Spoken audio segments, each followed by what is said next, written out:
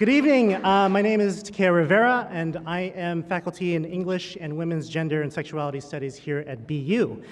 And I'd like to welcome you all to the 9th Annual Sedgwick Lecture entitled Outrage by Robyn Wiegman, who is right behind this area here. Along with my colleague Sean Desolitz. Where are you, Sean? Right there. I'm this year's co-organizer of the BU Faculty Gender and Sexuality Studies group, or GenSex, which organizes this memorial lecture every year. I am so excited to see you all here. Thank you so much for coming. So today, it is my role to briefly introduce the Sedgwick Memorial Lecture itself, GenSex, and the person who will be introducing Professor Wiegman, our very own Professor Erin Murphy.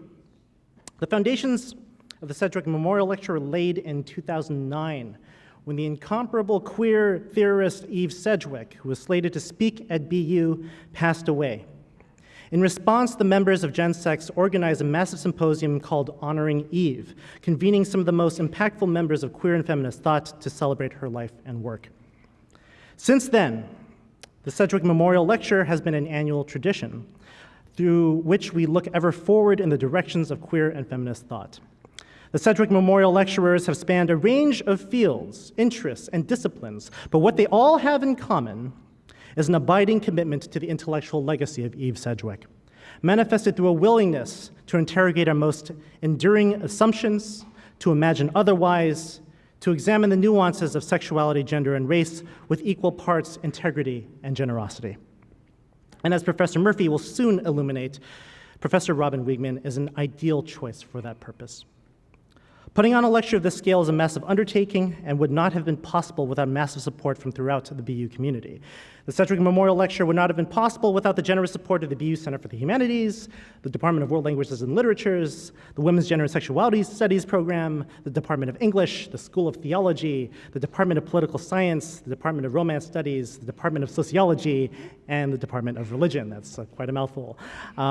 We would also like to thank Nancy Mars and BU Productions for their audio-visual support. What's up, folks in the back? Yes. The College of General Studies for their space, Catering on the Charles for the snacks outside, hopefully those were delicious, and the custodial staff whose work is essential to the functioning of this event and the entire university. There are also several key individuals I'd like to acknowledge. Principal among these is Tamsin Flanders at the BUCH, without whose logistical coordination, none of this would have been possible. Special thanks also go to Anthony Lee, Carrie Preston, Keith Vincent, Katie Connell, Megan Liu, Nicole Rizzo, Anthony Petro, Rob Chodat, Maurice Lee, and my partners in crime, Sean Desolitz and Jenny Knust, who is now at Duke University. And finally, the incomparable Hal Sedgwick, whose generous support and ongoing presence at this memorial lecture continue to honor us. So thank you, Hal, for being here.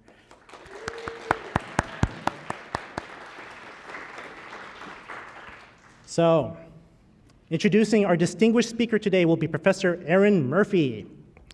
My colleague in the Department of English and WGS, Professor Murphy is an English NEH Distinguished Teaching Professor in the Humanities and the author of Familiar Forms, Politics and Genealogy in 17th Century England, and is a force in queer Milton studies. At BU, she is one of the most popular and celebrated professors in the humanities among both colleagues and students alike, and was one of the original founders of the GenSex group. She has been a dear mentor to me and countless others on campus, equal parts generous and fierce, committed to an integrity of practice and scholarship, pedagogy, and leadership alike, which makes her one of the worthiest and most appropriate members of the BU community to introduce our distinguished speaker. Please join me in welcoming Professor Murphy. Oops, that's bad. That was an accident. Please join me in welcoming Professor Murphy to the stage.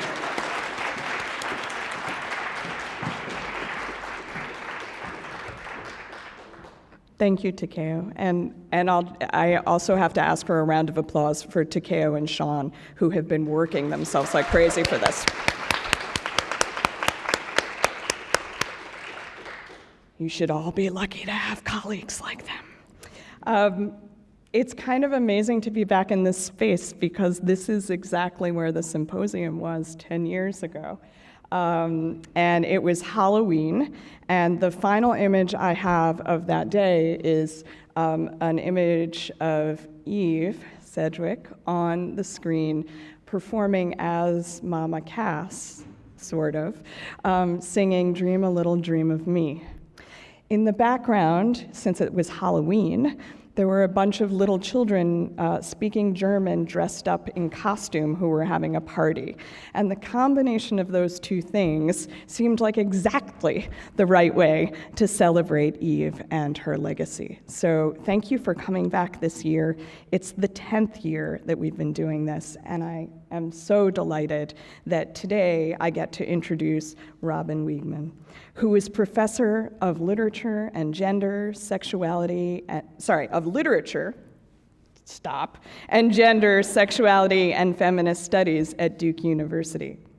After graduating from Indiana University with both a BA in English and an MFA in poetry, as well as a certificate in women's studies, Professor Wiegman went on to earn her PhD in English from the University of Washington. Before arriving at Duke in 2001, she taught at Syracuse University, Indiana University, and UC Irvine. She directed the women's studies programs at both Duke and UC Irvine. And even the nomenclature there, the shift from women's studies to the new title at Duke, Gender, Sexuality, and Feminist Studies, tells you a lot about the amazing way that Professor Wiegman has been just so pivotal in changing and developing this field of studies over the many years. She's been a visiting faculty member at universities around the world, including the University of Bergen, the University of Washington, the University of Auckland, and NYU. She is the winner of a Fulbright lectureship, major teaching and mentoring awards, and too many grants to mention. When we decide every year who we want to invite to be the special Sedgwick lecturer, one of the things that we talk about is, all right, who do we really need to talk to this year, right? We sit around and we make like a dream list. It's a very selfish pursuit. And we think to ourselves, like, who can we learn from the most? And I have to say, every year it feels more urgent and more pressing, and that is the spirit in which this invitation was issued this year. Professor Wiegman's first book, American Anatomies, Theorizing Race and Gender, which came out from Duke University Press in 1995, brilliantly deployed what she called feminist disloyalty to expose the many ways in which white racial supremacy has been reconfigured since the institutional demise of segregation. This work examines the hypocrisy and contradictory nature of over a century of narratives that posit Anglo-Americans as, quote unquote, heroic agents of racism's decline.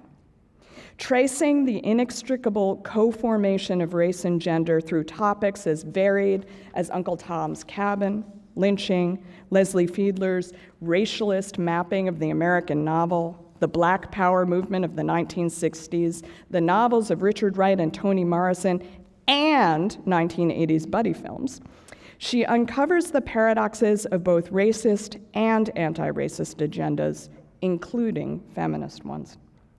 In retrospect, it's really remarkable to note how this work predicted so many of the insights that help us understand the integrated persistence of white supremacy and patriarchy, and how, in spite of attempts to be woke, white liberals, including feminists, are complicit in upholding these systems. Her analysis of the visual logics behind both race and gender thus reinvigorated questions of identity and politics in ways that continue to inspire us today. For this reason, it's really no surprise that this book is now in its 4th edition. It's still teaching us. Her second book, Object Lessons, originally published in 2012, performed a similarly profound intervention by investigating a series of post-civil rights academic field formations through chapters on women's studies, ethnic studies, American studies, and queer studies. She asks questions like, what do we want from identity knowledges, and what do they offer us? And how might we better understand the swirling entanglement of these fields in our political obligations, institutional structures, and methodological ambitions? In the words of Ray Chow, if visionary thinking about identity studies is an art, Wiegman has given us a brilliant masterclass performance. With extraordinary rigor and deep personal and political commitment, this book helps us think about the value of intellectual work and the humanities in our world today. One of the distinctive qualities of Professor Wiegman's ideas, her impressive dedication to shared intellectual and political inquiry, is also a hallmark of her practice. In addition to her groundbreaking monographs, she has also edited or co-edited 5 collections: Who Can Speak? Identity and Critical Authority, Feminism Beside Itself, AIDS in the National Body, The Futures of American Studies, and Women's Studies on Its Own, as well as several special issues. The issue of differences on, quote-unquote, queer theory without anti-normativity that she edited with Elizabeth Wilson in 2015 stands as a major intervention in the ongoing debates about the future of queer studies. Happily, there are more special issues on the horizon, check your book stand, or your webpage, including Sexual Politics, Sexual Panics, which is forthcoming this year in the journal Differences. And it feels like that one can't come soon enough, so it's soon. She has two monographs in progress, Racial Sensations, on affect and anti-racist aesthetics, and Arguments Worth Having on key debates in feminist and queer theory. There are few scholars with whom I would rather argue about things that matter, or at least talk, for there are few who seem so fully to invest their intellectual, emotional, and ethical powers in their writing. Her work is sometimes described as vulnerable, sometimes brave. Wiegman doesn't hide her limits, and she doesn't rest on her laurels. As she so honestly puts it, her work is, quote, simultaneously driven and constituted by its own historically shifting inabilities. Every destination, in other words, becomes inadequate with our arrival. This inadequacy is intellectual, historical, and personal, and Wiegman shines light on it in order to help make room for all of us to think together. In one of my favorite pieces, The Times We're In, Wiegman engages the work of Eve Sedgwick, queer feminist theory, and the reparative turn by writing particularly about her relation to her mother, who had bipolar disorder. Like Eve Sedgwick, Wiegman shares not just her intellect, but also her life in ways that are brilliant and generous. When I read her work, I always have the sense of someone who's not messing around. She knows the stakes, and she is not wasting any time. I am grateful for her insight, her example, and the generation of new scholars she is training. Today, I am grateful that she will help us think once again about the times we're in. Please help me welcome Professor Robyn Wiegman.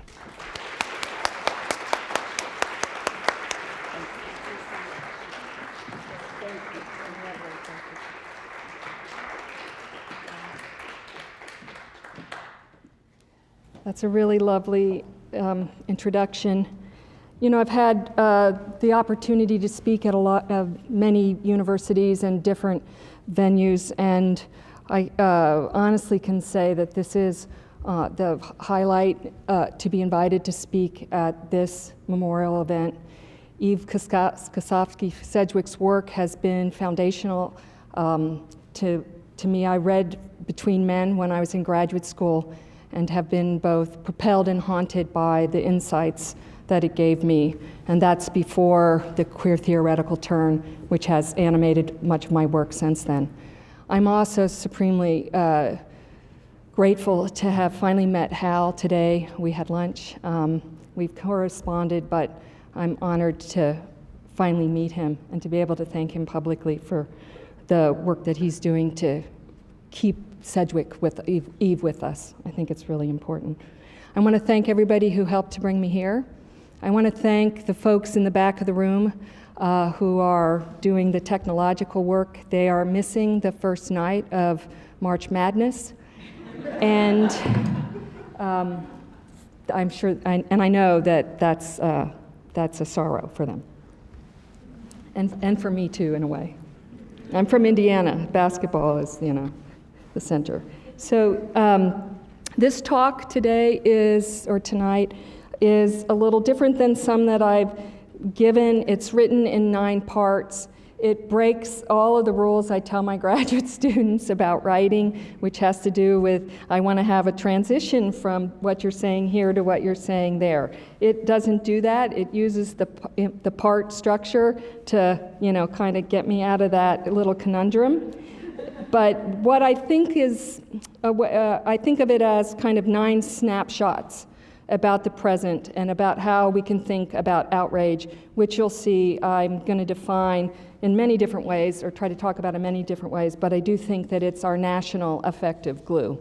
It is, for all the talk of bipartisanism, or of the, partisan world we live in, and it is the thing that is shared across the political spectrum. So I have the slide show with me, and I'll begin. 1. Let's begin with what is impossible to forget. It's 8 p.m. on November 8th, 2016, election night. I'm at a bar with a bunch of left-leaning activists as the North Carolina results start coming in. The tally in Virginia is already alarmingly close. I'm on my first beer when I begin to know. I go home, turn on the TV. A friend in New York texts me at 8:45. He's going to win. I respond, I know, and put myself to bed by 9 p.m. At 2, I wake up, I look at my phone, of course, we all do, first thing. There are an avalanche of alerts. For reasons I still don't understand, I manage not to click on a single one of them. Was I shocked at the outcome? No. Did I think that a campaign dedicated to manufacturing hate, rebranded as resurrection of a nation from the apocalypse of cultural liberalism, and its first black president could not win? Surely not. But that doesn't mean that I was prepared for how the election would feel. 2. Outrage. The dictionary describes it in 2 ways. 1, as an action or event causing anger, shock, or indignation, as in the election was an outrage. And 2, as the reaction of anger, shock, or indignation that an event or action causes, as in my voice trembles with outrage. Caught between the outrageous thing and the human response to it, outrage is spontaneous and circular, a sign of both cause and effect. Outrage. It's not just a dictionary word, it's the affective condition of the present. Symptoms, I mean synonyms. Indignation, fury, shock, anger, rage, disapproval, wrath, resentment, but bigger, more expansive, multidirectional, accumulative. What an outrage. I've never been so fucking outraged. I am never not outraged. Outrage. It's not just our affective condition, it's the blood and piss of contemporary media culture. Here are the headlines. The psychology of outrage, the morality of outrage, clicking our way to outrage. My outrage is better than your outrage. The outrage over outrage. The outrage over the outrage over outrage. Whether celebrated as an individual badge of honor or decried as the de-individualized state of a mass psychology, outrage is worth a fortune. Outrage. It's not just a media spectacle, it's a brand name. The Outrage. Shirts, totes, stationery, quote unquote, for lovers of equality. In publicity materials, the outrage is described as a band brand, organized, maybe a band, but also a brand. I'm sure actually there is a band called Outrage. But this brand is organized and run, quote, by a team of women, bi, queer, and straight, of color, Latina, and white, atheist, agnostic, and religious, with one thing in common. We are outraged. Okay, so it worked without me there. We'll go back one second. Yeah. There's one thing in common, I'm still quoting. We are outraged, so we are doing something about it. We donate to organizations that fight inequality with every purchase. Join their mission. Shop now.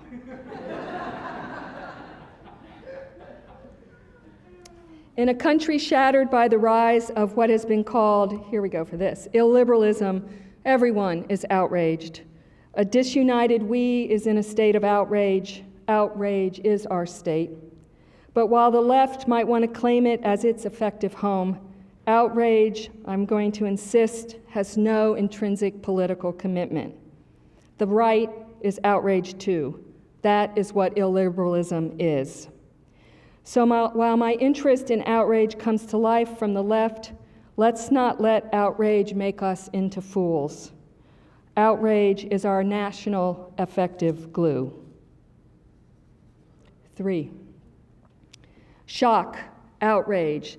The dictionary calls them synonyms, but are they really the same? While it is true that shock can propel you into outrage, it can also stop you in your tracks. It can annul response and deaden sensation. The physiological risk of shock is death. The psychological risk of shock is disorientation, panic, anxiety. Consider the U.S. military strategy developed in the post-Cold War period of shock and awe, which was as much about assaulting the enemy's senses with a spectacular display of power than about gunning the enemy down. Shocked into total submission. A version of nuclear war without the nuclear bombs, intended to fulfill American fantasies of unquestionable power. There's much to say about the way that shock and awe and the shock effect of the national discourse, 29 tweets on Sunday and things like this, also part of this shocked into a kind of submission. But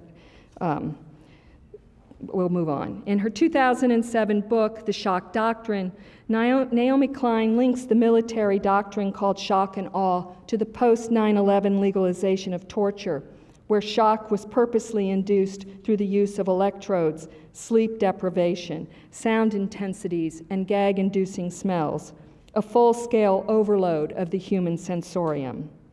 For Klein, such shock therapy, as she calls it, has a civilian counterpart in the state re-engineering project known as neoliberal capitalism and the crises it generates through its worship of the market, corporate personhood, growth, tax cuts, privatization, and deregulation.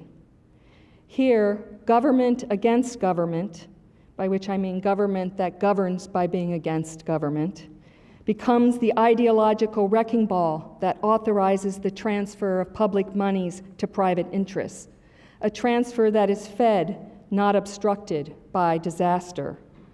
Klein writes, and this is a little long, disasters have become the preferred moments for advancing a vision of a ruthlessly divided world, one in which the very idea of a public sphere has no place at all. Call it disaster capitalism. Every time a new crisis hits, the fear and disorientation that follow are harnessed for radical social and economic engineering. Each new shock is midwife to a new course of economic shock therapy, unquote. Klein's book was published in 2007, before the global economic crash of 2008, and well before the recent fires, droughts, and hurricanes that have imperiled the lives and futures of so many people throughout the world.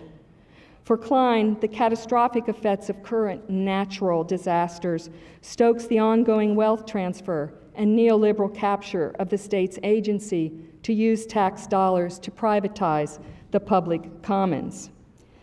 In the aftermath of recent hurricanes, for instance, from 2017, the state of Florida suspended what it called burdensome regulations in the roofing code so that homes and buildings could be repaired more quickly, which of course means that homes and buildings will be destroyed more quickly at the next disaster. While Houston hired, in the aftermath of its hurricane, the former CEO of Shell Oil to lead its recovery effort. While the non-voting citizens, U.S. citizens of Puerto Rico, have been left to the most shocking therapy of all, the calculated biopolitical management of populations that may render some and not others wholly disposable, letting die. When questioned about the slow progress of aiding Puerto Rico, Trump called the citizens lazy and opined that the U.S. military was having to pass out food and water to starving and stranded people. Not its job, he said, before giving himself an A+ for his administration's response. Does the shock of one's disposability lead to outrage? Or does outrage need an infrastructure, at the very least clean water, to come to life? When it comes to shock, is outrage the survivor or a mode of survival? 4. The most common synonym for outrage is rage, which is commonly referred to as instinctive, a primitive and highly personal emotion. But in some contemporary commentary, outrage as a political affect is given a loftier profile, carrying the force of a moral or ethical injunction, situating the self in a non-self world. To be sure, both rage and outrage are reactive. One rages against injury, shame, personal insult. But outrage raises the stakes, shifts the scale, reverberates in the name of the impersonal, as can be seen in the way that public outrage is aimed against such things as government, the media, laws, institutions. We talk about outrage as against these institutions and rage more as a thing, you rage against your family, but it's outrage against government or media or laws. I'm tempted to say then, following this line of thought, that the harm outrage is said to register routinely exceeds one's own. Does this mean that outrage is more ethical because less narcissistic than rage? Or that outrage is more political because rage can't see past itself? Does it mean that outrage is more justified because it has a reputation for challenging power? Or is outrage simply the amplification of the rage of the biggest bully in the room? Any answer to this last question must attend to one of feminism's first and most important lessons, that the distribution of affects is irreducibly gendered, pitting rationality against feeling and ascribing anger to masculinity, not as fault or threat, but as justice and honor. We are surely exhausted by the inexhaustible purchase of this gendered story, which unfolds under the auspices of white supremacy in this way. Outraged white men are heroes, protectors, and social warriors, while outraged women are hags, harpies, and feminazis, vilified or simply ignored. And outraged men of color? They tend to exit the story early via the post-slavery profit industry of mass incarceration or in state-orchestrated scenes of assassination, both of which cast their narrative downfall as their own damn fault. Hence, it is important to say that while outrage is at the level of media spectacle and political affect and equal opportunity instigator, its cultural reception as political expression is an entirely different matter. In the simplest terms, the right to outrage, like all rights, has never been equally conferred. 5. In their book, The Outraged Industry, Political Opinion Media, and the New Incivility, Jeffrey Berry and Sarah Soberaj analyzed the media contexts in which outrage has been both nurtured and performed by tracing the exponential growth since the 1990s of talk radio and cable news. For them, the outrage industry is both a profit machine and a media genre. It draws, as a genre, it draws on the popularity of reality TV and celebrity culture. It is personality-driven. Think Rush Limbaugh, think Rachel Maddow. It is reactive, it is ideologically selective, and politically bombastic. By producing information as melodrama, provoking anger, and forecasting doom, the outrage industry, they write, takes the form of verbal competition, political theater with a scorecard.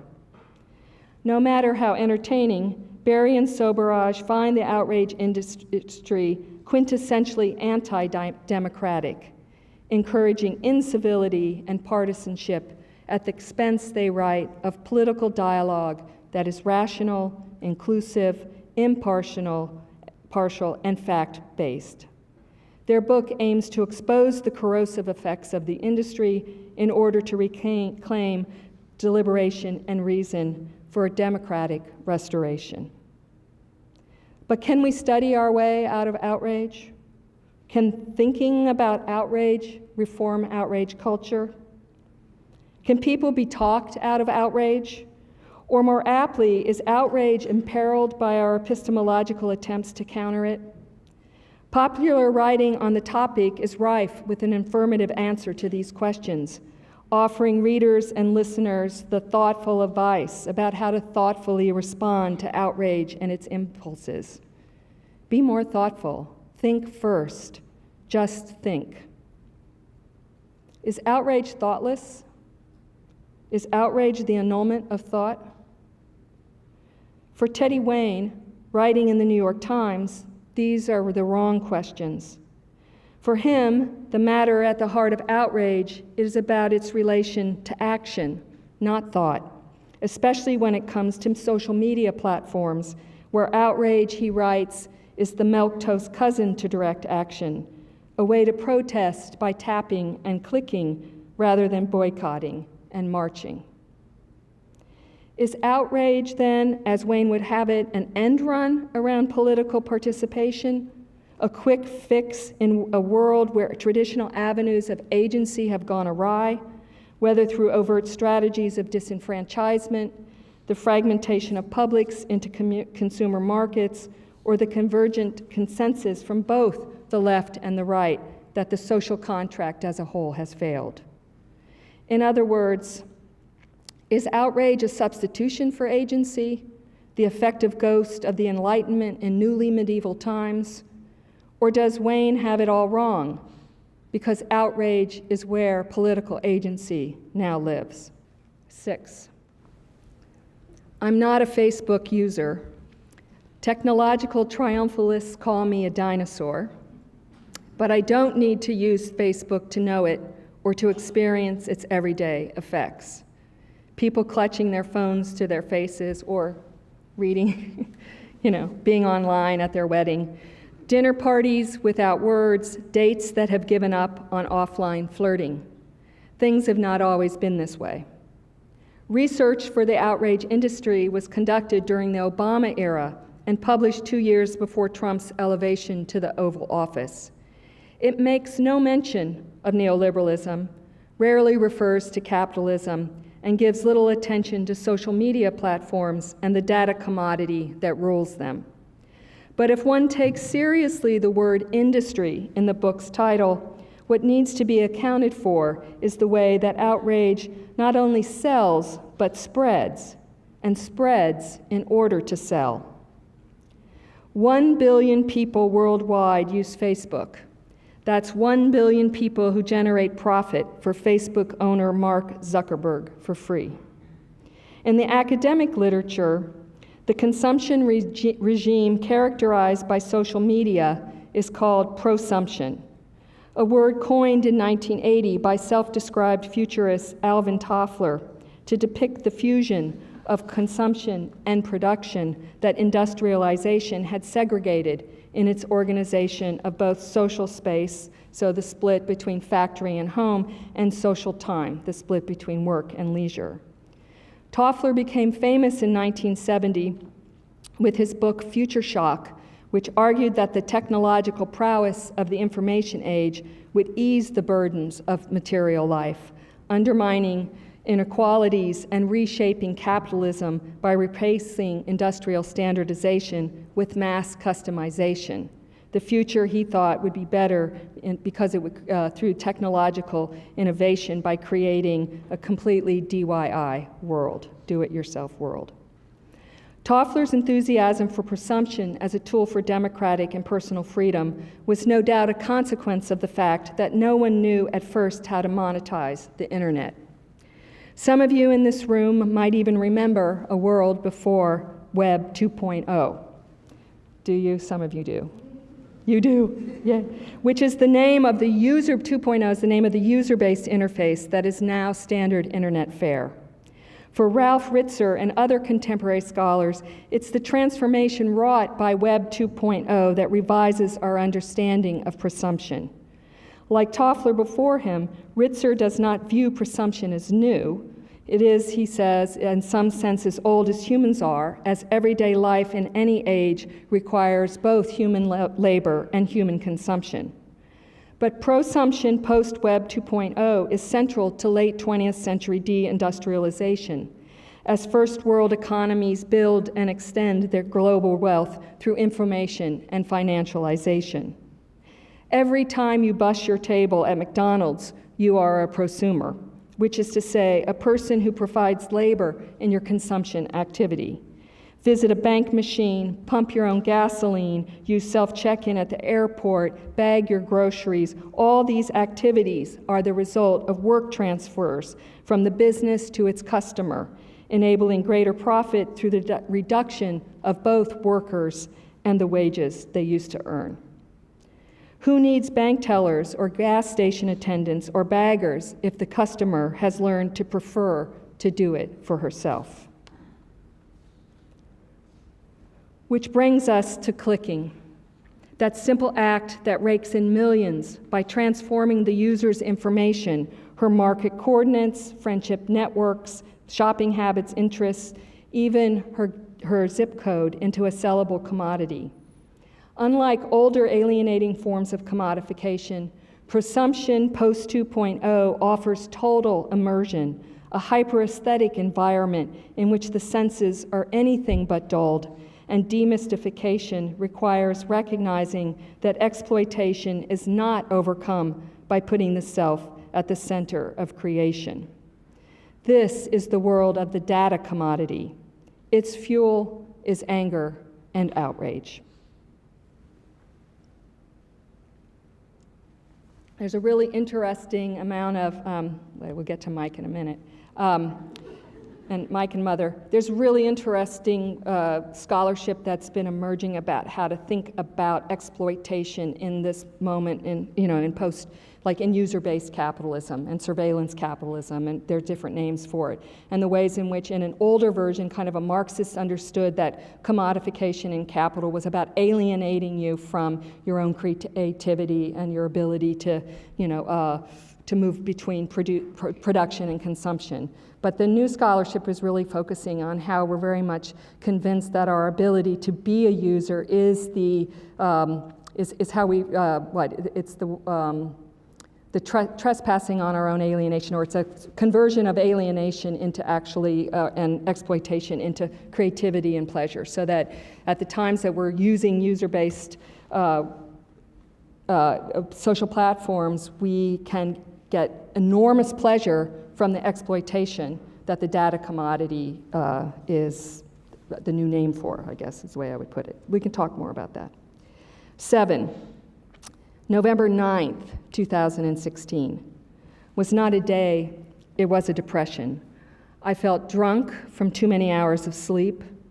At school, students were crying. My mother called from her nursing home in Indiana, the state that gave us Vice President Mike Pence and the wife he has nicknamed Mother. "Oh, honey, I'm so sorry," my mother said. "They all hate the gays," unquote. That's how she referred to gay people, the gays. And then there were gay lesbians. All day, people forwarded me memes, links to blog posts, Facebook debates. Given where we are now, outrage was lying low. Last year, I co-taught a course with Michael Hart on American Studies in a Time of Danger, where we paid a great deal of attention to the political present. Are we kept wondering and thinking, experiencing rupture or continuity? There's support for both perspectives. The rupture entails the various acts that upend the international liberal order that have largely governed the interrelations and domestic arenas of the Western colonial powers since World War II. Think of the Trumpian assault on the United Nations, the withdrawal from the Paris Climate Treaty, and the Trans-Pacific Alliance, the challenge to NATO, the use of terrorists, etc., as well as, and most importantly, new alliances with authoritarian governments around the world.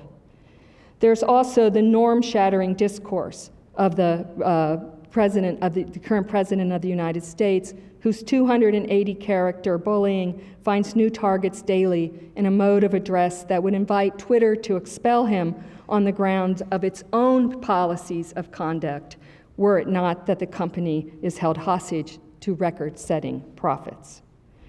There's rupture in the raw openness of race baiting and white nationalism as an everyday enunciation, as the KKK and its avatars celebrate the spectacular display of Trump's pro-white and anti-black, anti-brown clarity. There's also the public graft of Trump family profit, the ambition of which gets written directly into the law, as when the nations listed as terrorist incubators in each of the Muslim bans included no Muslim majority state with property that the Trump organization owns. We'll go right back to that in a minute. The left orientation toward rupture speaks resistance to Trump and Trumpism as a refusal to normalize, hoping against hope that such a stance counters the outrage of the new regime by refusing to concede to its institution-bashing terms of governance. Last year, the editors of Art Forum reiterated this emphasis on rupture and anti-normalization in an interview with political theorist Wendy Brown titled "The End of the World as We Know It." It's tempting to imagine, the editors write, that we are witnessing just another rotation of modernity's cycle of progress and backlash. But we must reject, they insisted, the false comfort that we've seen this all before. Brown, as some of you know, is a canny reader of the political conditions of the present. For the last decade, she has focused on neoliberalism and the rationality it begets in reorienting economies, state formations, subjectivities, and social worlds. Brown begins the interview by acknowledging the editor's insistence on rupture, even as she insists that the present is a continuation of neoliberalism's assault on every aspect of personal and social life. So I want to read this quote from her. "One has to be shocked," Brown says, "by the events of the past year, Brexit, the growing strength of neo-fascist parties in Europe, the destruction of Turkish democracy, the rise of Trump. And at the same time, one has to figure out the frame through which to make these things make sense.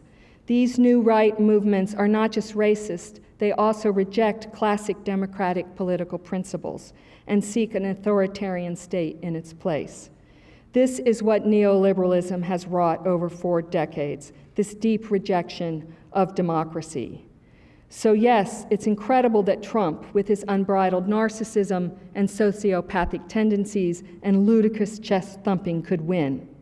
What isn't incredible, she says, is a wealthy real estate developer proposing his business success as qualifications for the presidency. This is the quintessence of the transformation of political life by markets and by economic meanings. Personality disorder aside, issues aside, Trump is totally in line with the neoliberal assault on democracy. In a more recent lecture posted on YouTube, Brown continues her analysis of the erosion of democratic institutions and sensibilities that wed the present to neoliberalism, extended now through right-wing populism and its confederacy of God, guns, and anti-government.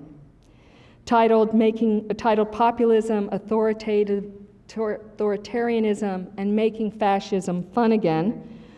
Brown's talk features her first foray into the effective charge of Trumpism, the way it markets outrage as an anti-establishment thrill. In this, Trump's critique of political correctness and intellectual elitism is driven home, of course, by his routine takedown of every criticism as fake news. For Brown, Trumpism may be the furious, as she puts it, death rattle of white male rule, we can only hope, but the energy it unleashes is actually emancipatory. She calls it the libidinal pleasure of freedom as disinhibition, aka the freedom to sublimate aggression, resentment, and bourgeois social norms. And it's this freedom, she says, that seduces the young, the reckless, and the wounded to the regime because it makes anti-democracy fun. What strategies will counter this formation? Brown asks at the end of her talk. While the question is important, what lies behind it seems to me even so. For here, Brown puts her finger on what debates about continuity and rupture tend to ignore, that the matter before us is not simply about tracing which institutions and institutional arrangements, or which discourses or technological formations have histories that underscore or refute the authoritarian maneuvers of an aggressively white nationalist and insidiously reformulated racist state, but about how we might begin to grapple with the effective conditions in which popular sovereignty moves fast and hard to the right, claiming freedom and outrage no less than the freedom to outrage as its own. In such a post-factual world, the urgent question is not then what is outrage, but what does it do and what intimacies does it invite and annul? 8. Thinking is difficult, Carl Jung famously wrote. That's why most people judge. But what about the way we use our thinking to judge, or make our thinking a form of judgment? In an opinion piece in the New York Times called Education in the Age of Outrage, philosopher Kelly Oliver approaches these questions by considering the consequences of outrage on the university cultures and classrooms in which we study and teach. Oliver's editorial is written from the liberal left and focuses on her concern that, quote, outrage, censoring, and public shaming have begun to replace critique, disagreement, and debate. She is especially interested in the moral authority that outrage garners in media platforms that encourage and facilitate the outrage-induced political takedown of one's colleagues and political comrades. In these instances, she writes, outrage becomes an end in itself, generating a left fundamentalism that can be potentially aggressive, hostile, and violent, unquote. Oliver's resolution is a familiar restitution of some of the core Enlightenment beliefs that underpin modernity and its experiment with various democratic forms. Self-critical, she calls for self-critical examination, arguments and analysis, and thoughtful response. It is surely difficult to be against any of these things, but my thinking follows that of Eva Czerniawski in her book, Neo-Citizenship, Political Culture After Democracy, which argues convincingly that left critical thought of various kinds has yet to come to grips with the challenges represented by the very transformations of which we routinely speak. For Czerniawski, there is no return to the political culture that neoliberalism has disestablished in its dismantling, as she puts it, of representative government in favor of a plutocracy and the decomposition of the citizenry as a body politic that goes with it. A decomposition, she argues, that obviates the need of the powerful to establish their hegemony by soliciting the consent of the governed. Today, she writes, it is the derealization of political life that characterizes the present, a condition which entails our collective emancipation from the norms and constraints of a common reality. One of the things that's most interesting about this text is she says that we're no longer living in a hegemonic social world because those who govern don't need to solicit the consent. This is why someone like Trump is only interested in his base. He does not have to extend it to anyone else. There's not even the pretense, right, anymore of a kind of a hegemonic, of what hegemony meant, which is to consent to be governed. As her title makes clear, Chernyavsky calls the new social subject produced under these conditions a neo-citizen, and she sees the derealization of the political field as the consequence of the democratic form's implosion, such that the struggle, she writes, is not about hearts and minds, but about data sets. Political culture in the United States, in other words, has been reconfigured along the lines of a kind of point-and-click environment, this is her, in which people are cut loose to assemble their views and sensibilities from a burgeoning menu of political memes and affects, variously crosshatched with the remnants of older ideological formations such as ethno-nationalisms, therapeutic discourses of healing and self-care, and more or less canny insights into both the autocracy of money and the depth of their own abandonment by the state. In this end quote. In this context, the pedagogical work of the present, whether in the classroom, the office, the resistance march, the town hall, and even if you would want to use this language, the soul, requires something more than outrage over outrage and the comforting antidote that if only we can talk ourselves down, the world will get back to normal. A derealized culture is not organized, Chernyavsky argues, around norms and norm-making. It engenders not a new form of normative culture, but one in which the fragmentation and multiplication of social and political unrealities are normalized. This, then, is normalization without normativity, which means that no matter how we might want to call forth a past of shared values and norms to reorient the conduct and effective tenor of the present, the unreality of Trumpism has arrived. If I say then that outrage is both the medium and the message, which is what I'm saying throughout here, that brings home the fact of the unreal as the real time of neoliberalism, all while performing the post-liberal suspicion that facts as we have known them are dead, will you be shocked or simply depressed, or will your answer be found in outrage? 9, this is the end. Outrage.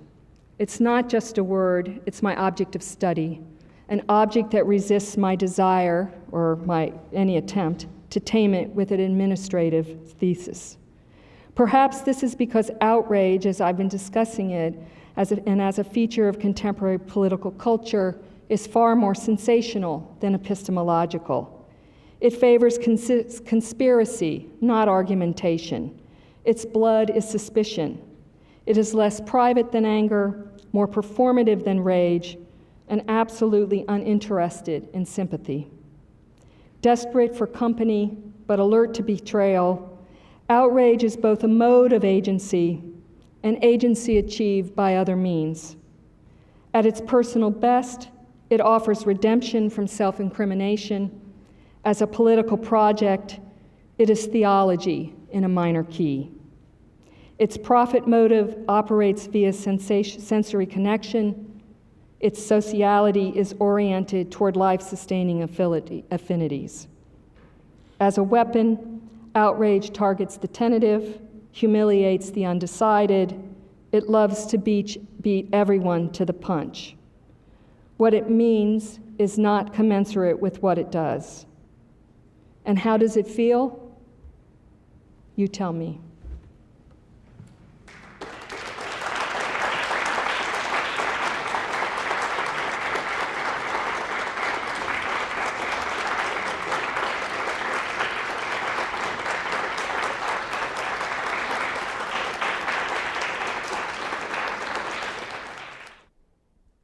Hi, I'm Peter Schwartz. I'm in World Languages and Literatures, and I guess my specialty is German, and part of the question comes from that corner.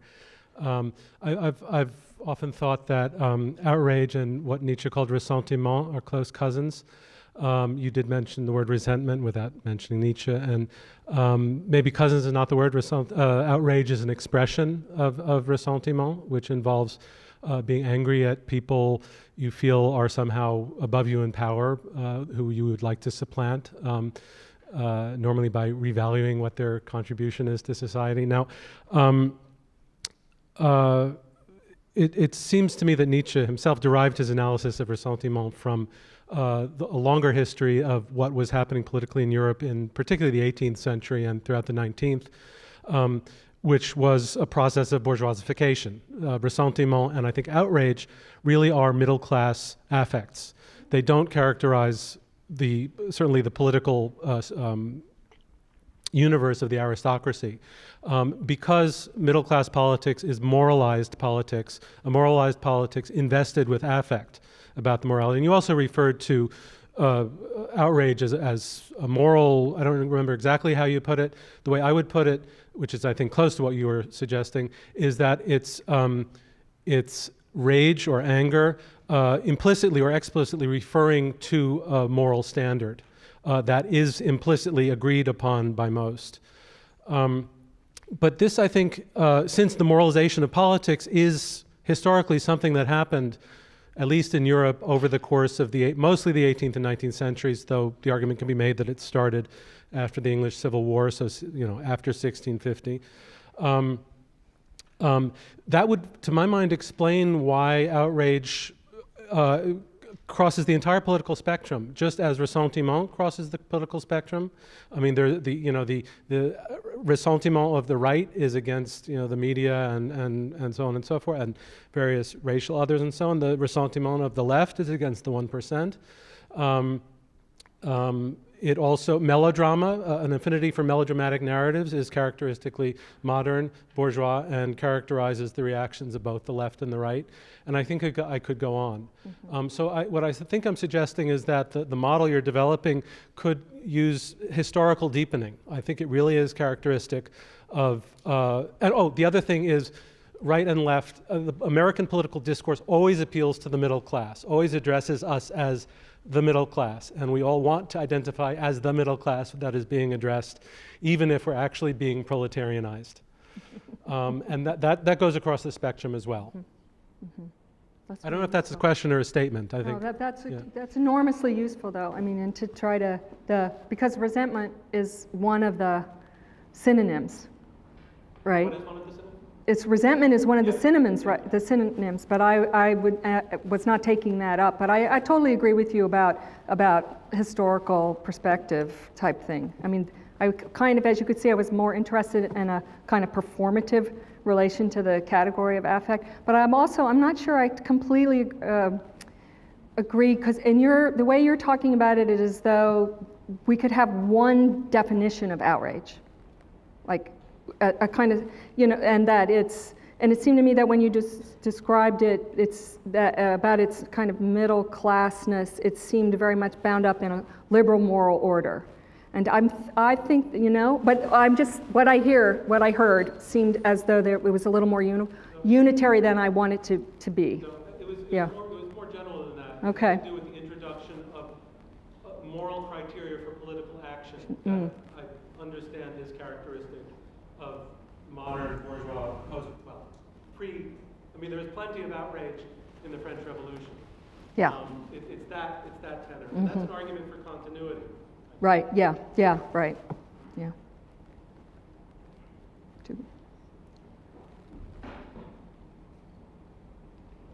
Hi, thank you so much for your talk. I guess one of the things I'm curious about is you talk a little bit about how outrage is offered a little bit more of a political charge than, say, rage. And I guess I want even more structure when I'm thinking about this affective range. And this talk in particular is geared specifically towards outrage in relationship to Trump in a lot of ways. And I'm curious about that in relationship to someone, say, Macron in France, where you're having a really politically mobilized kind of outraged by a sort of like working class group. And so Trump is such an easy target for outrage, right? But I think we're seeing that in a lot of different ways with people like sort of more kind of tame, but also really politically fraught subjects as well. So I was wondering if you could comment on this kind of political affect now that can be targeted to kind of maybe less explicitly upsetting, like political figures in some ways. What are some examples, like less politically? Well, I think the easiest one is Macron, who is framed as a more like liberal kind of alternative, but in some ways is generating a lot of the same harmful policies that someone like Trump is doing, even if they're not as like viscerally upsetting as someone like Trump is. That makes me think that of the place to go to try to start to talk about that is Wendy Brown's work, because one of the things she wants to do, while she talks about Trump per se, she's talking about Trumpism, and that Trumpism becomes the name and a characteristic of something that's global in shape, right, and has both rupture and continuity at stake, in it. And the question of authoritarianism, and it ties, at least in the stuff that I've been reading, about trying to think through some of this, it ties into and gets really animated in the conversation about whether what we are witnessing both in the US and globally is about the rise of fascism again, and whether or not that concept, is the most useful one that also removes it from the singularity of the US being the center of the discourse kind of thing. So, which I think is important, to do. So I would say, that question that you're asking has to be answered, and more complexly, for sure. Thank you so much. That was amazing. I'm curious to hear you just talk a little bit more about the responses to outrage, and I'm just looking at the image above your head with this person slumped over the computer. And I think for me, I'm thinking about it partly in terms of responses to sort of climate change and catastrophism and stuff like that. But just to sort of, could you talk, I'd love to hear your thoughts about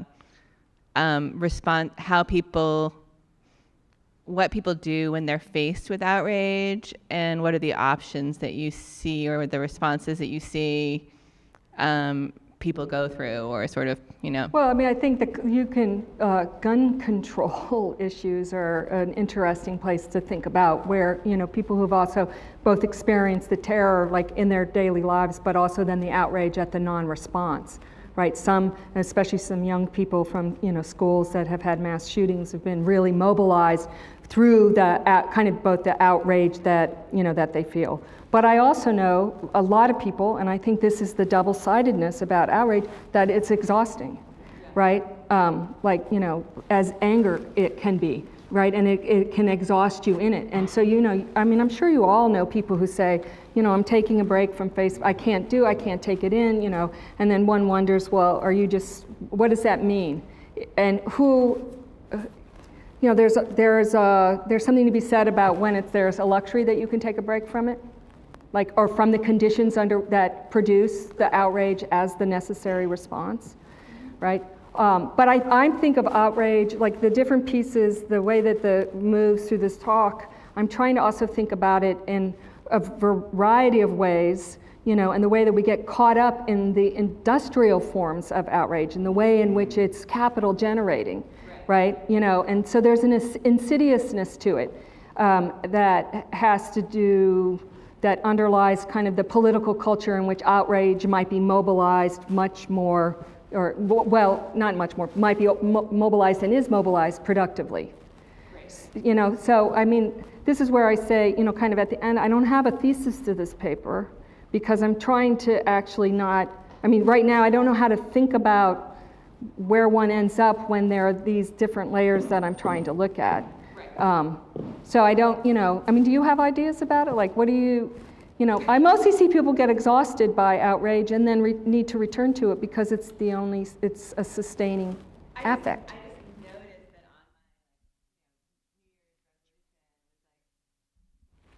on my, don't kind of get outraged all the time, like when, like, like choose what to. Can you talk yourself out? Can we talk ourselves out of outrage? Or just choose, like, evaluate what you get outraged about.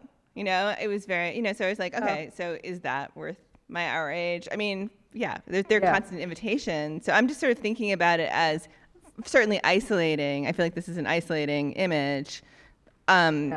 And also just sort of when it takes energy to be outraged oneself. Oh, sort of like, I guess what I was curious about is like, when does someone else's when does someone else's outrage, how do you respond to, what are the options responding, and how do you, so I mean, I just, Yeah, that's a tough one. Seems like a relevant kind of topic that you're taking on. And it can spread, right? I mean, someone else's outrage can actually be good for you or bad for you, depending.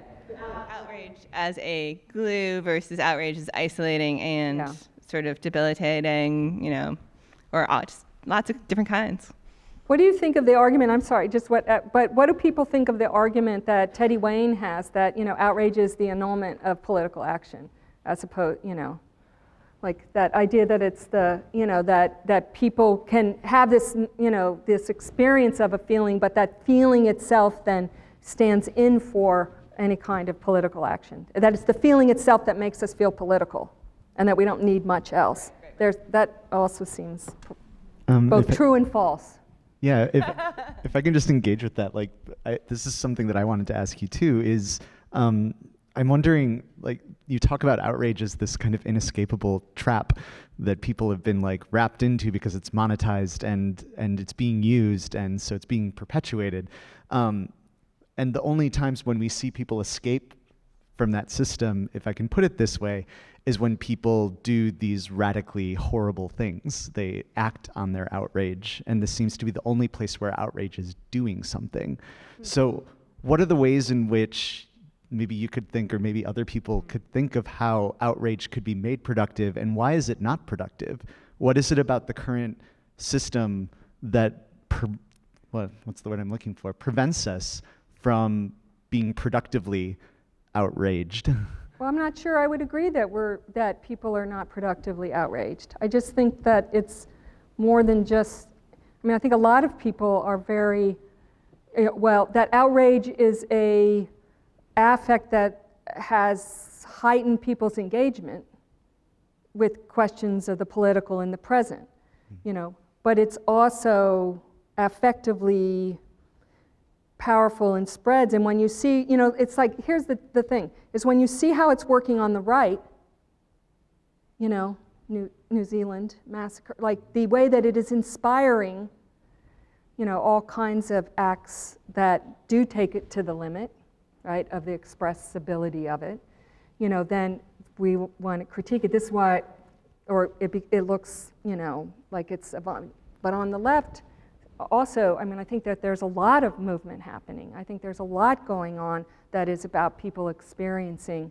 that, the world, the political culture that we live in, right, for many people is absolutely unrecognizable, even if it's continuous with what we know from before, right? And this was the thing we had in our conversation in our class. Like, even if you are, you read the Constitution of the US and you understand it as a racist document that was, completely, written for as a negotiation with slaveholding, right? That the kind of discourse that we now are experiencing that lets loose certain kinds of things that haven't been allowed in public since the 50s and the 40s and the 30s, like, and also enunciated from, as an administrative position, that generates all kinds of, affect in everyday, life. But I guess, where I want to say, where I get, there's more than two sides of it. I think that maybe your question is also coming from, will the response be enough because it is a kind of, right wing and white wing, terrorism is the global threat, right? Which is continuous, but also it has a new face, it has a new power. So see here, I'm not going to be good at answering your questions because I'm stuck with, or I'm thinking through, or I'm in the problem of the double bind. You know, or I think of Eve Sedgwick actually at this moment when I confront these kinds of things in Epistemology of the Closet, where she talks about there's no position from which to adjudicate what the choices are, because one is this, you know, when she's talking about minoritization or, you know, or universalization, and one is this, and both of them are different, you know, they have a relation to one another, right, but they require different kind of political responses that are not commensurate with one another. Right? So you know, are gay people a particular kind of people? Well, then we get the gay, you know, then all we need to do is a little therapy and they're gone, you know, fix them.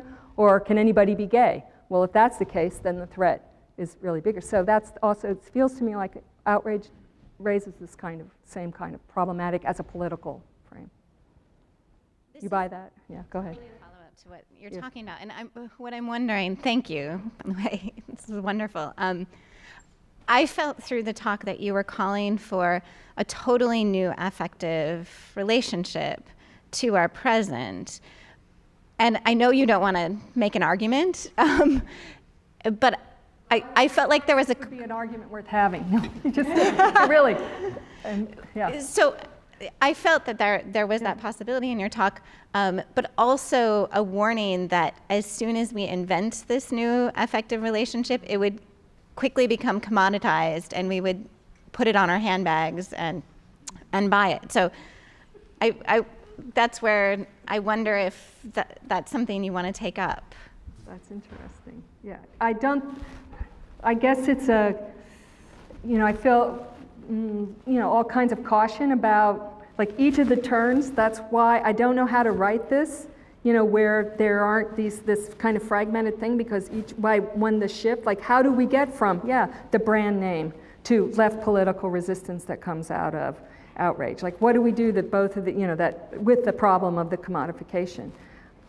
You know, I think it goes hand in hand, but I do wish that there was some more awareness about how outrage is part of contemporary capital formation and the double bind, or the promise, the false promise of the user as the non-exploited person, you know, and that like when I teach this kind of stuff in a smaller way in my class, when I teach presumption, I teach the intro to global cultural studies in my department, and this is the section where about presumption, the students are very much like, you know, oh, how do I not, I can't get rid of my phone, I can't not do this, how do I not be complicit? So that leads us to talk about, well, what makes you think you can be not complicit? You're a historical subject and here you are. You know, so because it's also then, like one of the things that outrage, and Kelly Oliver is trying to talk about this, that outrage culture from the left can create is this drive for purification, right? You know, so who's made a mistake in their thinking in the past, and then, you know, that's not good enough somehow, right? So I don't know if I'm really answering your question, but I think the complexity of what we're caught up in does require different kind of political thinking. And Chernyavsky's book has been very important and influential for me in the way that she also, one of her first chapters is about, you know, critique, and the way that critique gets used in the academy, and the idea that if you critique something, that knowledge is the thing that you need to know. Now, affect studies has spent a lot of time saying, you know, people can know all kinds of things, but it doesn't mean that they act differently. You know, these things have to do with how one feels, that the move from an epistemological to sensorial relation to the political. But her point goes even farther, which is to say that the unveiling of something in order to change political, you know, culture is not adequate at all to the present. You know, violence is absolutely not hidden, you know. Like the critique of liberalism for years in American studies, which is the field I grew up in, has been, you know, that we critiqued liberalism because of the violence that it masked. Well, you know, and thinking that, you know, and I remember saying to people, so if we unmask it, is that going to mean unmasking it, like when you tell people that there's this violent history that they will want to undo it, you know? And that model assumes that people are good. Now we could get to some real theology here, right? That model, that people learn that what they do hurts others and that it changes the way that they want to think. as opposed to people might be bad. I'm sorry to step into the Q&A for a second, but I do want to ask, just because it keeps coming up, how do you define the political in this context? How do you define the political in this context? I'm thinking about it in terms of like the Chernyavsky formulation about the sphere in which politics operates both at the level of institutional formation and at everyday discourse. So kind of, and I think that her argument about unreality and derealization is very, very interesting in the sense that because it makes room for all of these competing worldviews. Like we live in a time now where there's like alternative realities or realities. Like everything is seen, that what people talk about it with Fox News, but just in general, where that even a shared historical narrative has no, or even trying to make a shared historical narrative has no anchor necessarily. It's like, oh, I don't believe that, or I don't want to believe that, or I don't feel that, so I won't believe it. Okay, so I want to ask you a million questions, but I'm going to try to limit myself. First of all, I'll just say that when you say this is normalization without norms, that seems like almost an apocalyptic idea to me, and so I'm sort of curious about that. But to get us a little more traction, I'm wondering if we can talk about the university a little, because you're so good at thinking about institutions, so I want to pick your brain about this. It seems to me that when you're talking about the fuel being anger and information, it seems crucial that one of the places under attack in this shock, right, is the university. And so I guess I wonder if what you just said is, okay, so it's neither paranoid, right, not just critique, or even reparative, because reparative would be, to speak Sedgwick's language, right, reparative would just be the creation of a different kind of glue, right? And what you're talking about, I think, is even interdigitation is not going to help us of those two things. We need something totally different. But I wonder if you think the university survives this, and is that just like the most naive, stupid question to even ask that? I think it's a question we should be asking. Yeah. We have a responsibility to ask it. But I'm, and I would drill it down a little bit, to talk about like, the humanities. Yeah, please, will you tell right, us? Like, but I don't have an answer to that, but I do think we need to ask it, and we need to ask that question in ways that are different, not about the humanities' relevance, right? That's what people have, we've been worried, so we'll do this public thing, or we'll get rid of theory so that we can talk, like, it's a different, it's the reconfiguration in which if there's no state project of education, and no idea of if we have a neo-citizen instead of a citizen, what does the university serve? The university serves the corporation and not the idea of a democratic fabric that also served the corporation but in a different way, served, capital. But, I actually don't think that we have the apparatus for the answers that we're seeking right now. Yeah.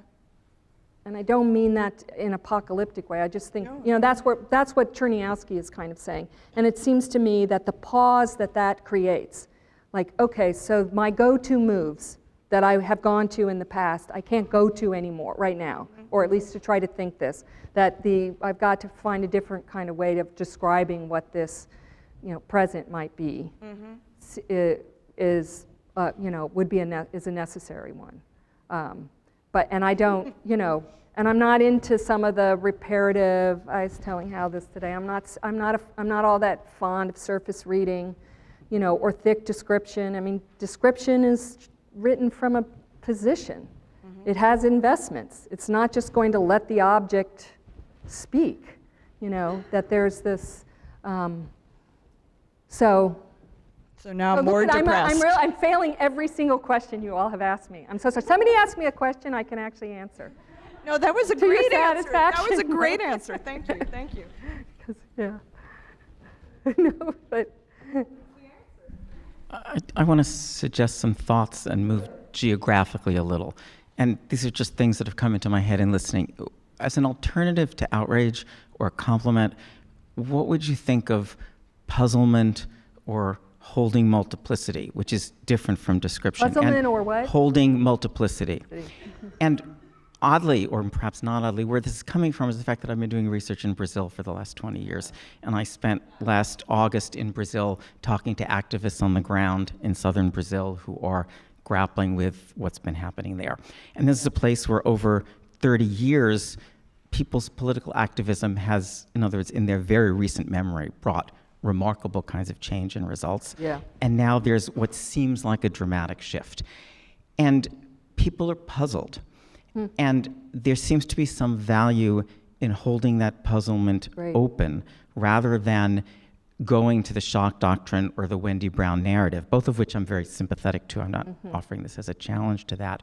But voices in and out of Brazil are talking to people on the ground and trying to note the complexity and the multivariable nature, wrong word, but of who people are, what people are thinking, what's happening. And that comes to mind as, it's hard in a moment of outrage to say slow down or puzzle in a moment of danger, in a moment of urgency. But I'm wondering if that's a potential path here. Yeah, yeah. No, I think puzzlement is it's very different. That feels and sounds very different to me than think first. Right, that imperative that's trying to get to some kind of rationality, because the rationality is so out of key with the unreality, like that Chernyavsky talks about. But the puzzlement that's very useful as a way to try to, that seems like, or at least I like that better as a description of, and there is something about the problem of going all the way to, going to outrage, and I guess this goes to the question over here, like, can we choose our outrage a little bit better? Because otherwise, it's it's too much to take in.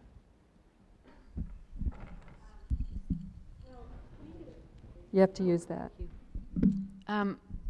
I love your word puzzlement too, and I loved your talk, and I loved the structure of it, and I loved the images. Thank you for all of it. I kind of got stuck at an early moment when you were talking about the affective glue that ties this nation together, that we all have in common, outrage. And then as you went on, I started to wonder what about differences in outrage, and how much of the outrage that you might call left, though I don't know how useful that word is continuing to be,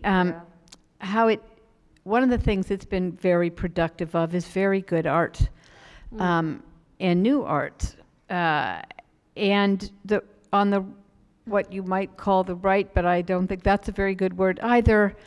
It hasn't, and so I was thinking there are different kinds of outrage, and maybe they don't glue us all together. I'm sure there are other things like art, but art seems perfect because in many arts, like the one you have practiced, it's pretty hard to capitalize on, say, poetry.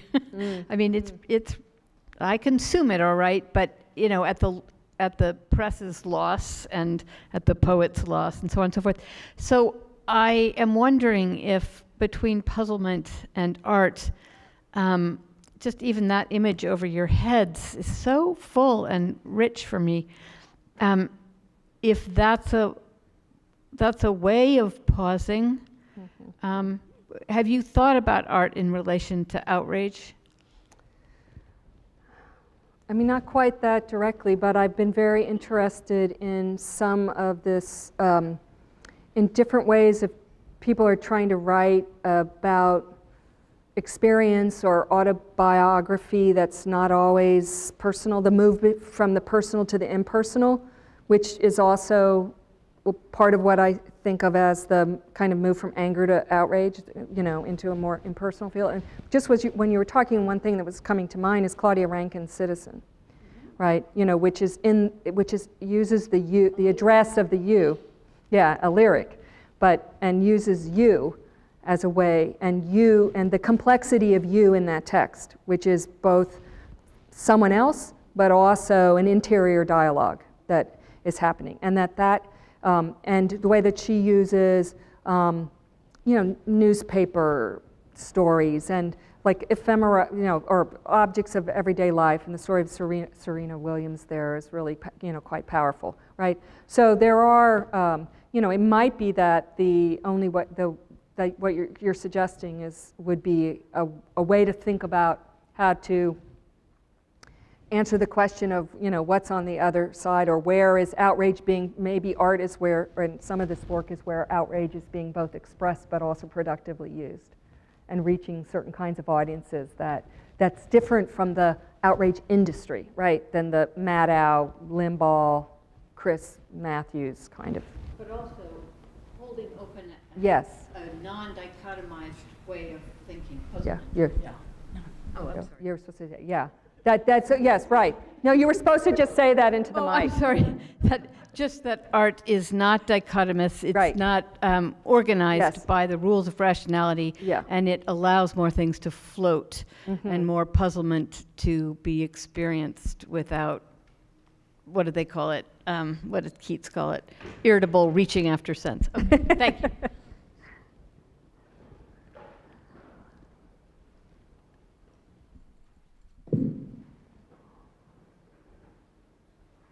Thank you, and thank you for the talk. I wanted to, I'm a little suspicious of the claim that outrage is the national glue that holds us together. I agree with you that we are solicited in that way to engage in outrage as kind of the performance of politics and be drawn into that cycle of exhaustion and re-enlivening, et cetera. But I wonder if the claim that it is the national glue obscures other democratic affects that are going on the ground. I mean, I just gave a talk on love and like family separation policies, and it too is like double-sided, right? But there are other affects, love, hope, joy, disgust, I mean, all kinds of things going on that open up other kinds of democratic possibilities. And just to kind of push the point, I wonder if focusing on outrage as kind of the central affect of our time is itself complicit in the outrage industry's description of its own centrality, if you see what I mean. Just to push it. How can I answer that? I mean, yeah. Yeah. I mean, how can I answer that? Yeah. Go ahead. I have another way of asking that question. I mean, there's glue and there's glue, right? Yeah. And I mean, I was thinking of love as well, or as Freud would put it, eros, which in Civilization it's discontents, which is a text we should be reading right now. That is, eros is what positively holds society together.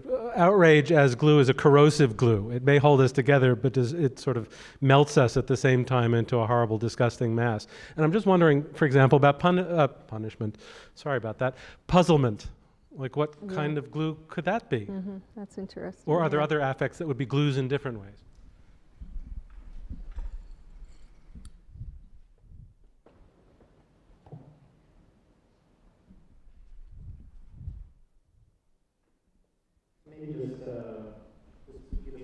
Maybe? Okay. Okay, sure.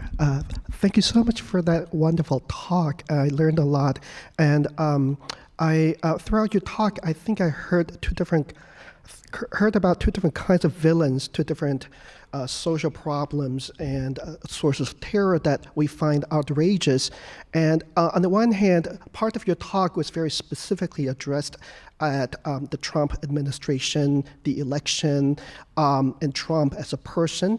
And on the other hand, you also talked about structural problems, such as Naomi Klein's concept of disaster capitalism, and then you moved on to the problem of presumption, which occurred before the rise of Trump, of course. And in that moment, you're talking about, I thought, the structural transformation of capitalism and a sort of impersonal structure of domination, which occurred independently of, the specific, rise of political actors in the critique of plutocracy and left and right-wing politics. And I'm really wondering how these two problems are related in your conceptual work. And of course, when you then talked about Wendy Brown and how the Trump administration was using one, was that is the complicity between the two phenomena.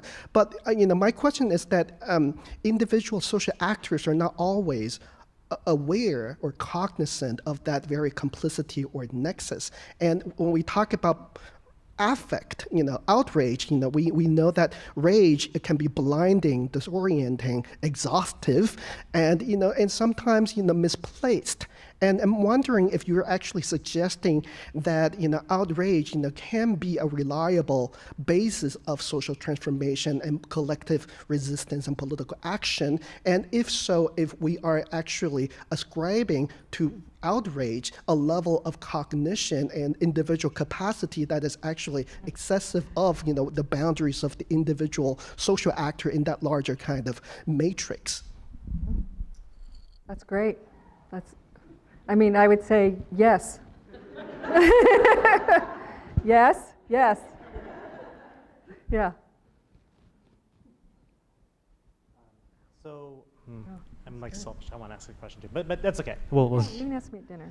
yeah, I'll ask you at dinner. So, I know your hand is up. No? No? Okay. All right. So maybe we'll close out with this. Yeah. Well, I have another. Have you thought about this and that questions? Have you thought about like outrageous, which that came up I think once, but sort of diva style. Yeah.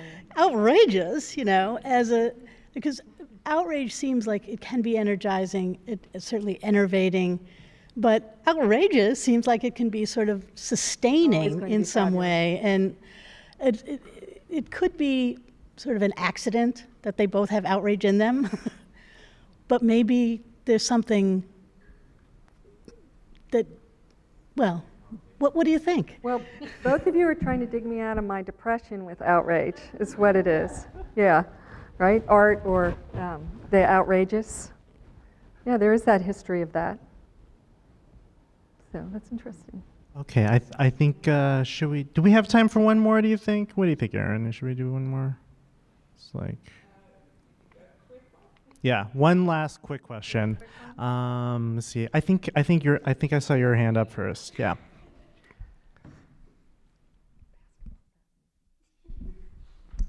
Hi.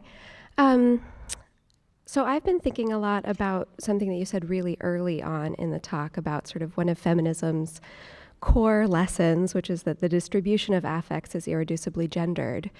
And I've been thinking a lot about the sort of policing of outrage and the binary of outrage and thought, these things that you've been bringing up, and about the work that we have to do to figure out, is my outrage merited right now? Is my outrage being effective right now? Is my outrage inhibiting me from being heard by the people I want to be heard by? Is my outrage being commodified? Is my outrage, and so it seems like it's not just outrage itself, but a kind of labor that comes from being aware that one's affects are being policed, that there is a sort of regulatory mission, but that outrage is also normalized at the same time as you yourself are trying to regulate your own expression of it. And I wonder if you could talk about what that work does and how that work modulates outrage in some ways. It seems to me that's a really great comment. All of these comments have been great. It seems to me that's the other side of what Brown is talking about when she talks about populism, authoritarianism, and like the why can't I say it? About anti-democracy is fun, right? That it like that kind of libidinal pleasure there, right? And that's what sort of Trumpism and these authoritarian regimes are unleashing for a certain part of the population. But what you're suggesting is then on the other side, and it does relate to the call of like calm down or don't, or think first. And you're talking then, and this would be good, really important for me to try to write about, right, is about the subject that's produced in the context of both being, where outrage is could be thought to be an absolutely necessary political instrument or weapon in the present, but then what its distribution, the distribution of it as self-regulating would be across the different populations that experience it, right? Yeah. And I mean, and that's an old one, right? You know, are you too angry? Will people not listen to you? I mean, this is what's fascinating. I mean, when I think about also just, you know, something as banal as looking at like the Democratic candidates that we have now, you know, and like Bernie's allowed to be angry. I mean, we have our white guys on love too, Beto, but it's interesting, you know, the affective negotiation that you see for the, you know, the women in particular, and who is allowed to express anger. And I guess that's the, you know, also with the whole Kavanaugh business. I mean, that was just such a potent example of where, you know, of rage and outrage and anger as, you know, sort of solidifying as opposed to completely destructive for the person's, you know, sense of them, both their sense of themselves and how they could be received from others. So that's very useful. Thank you. And I think that does speak a little bit to what Petrus is sort of hinting at with the with outrage being kind of a rationality, right? Being sort of a new form of political agency, and so I think that distinction you're drawing between outrage and rage is so productive in that regard. Anyway, we can talk more about that, but please give another thank you for Professor Wiegman. Truly outstanding.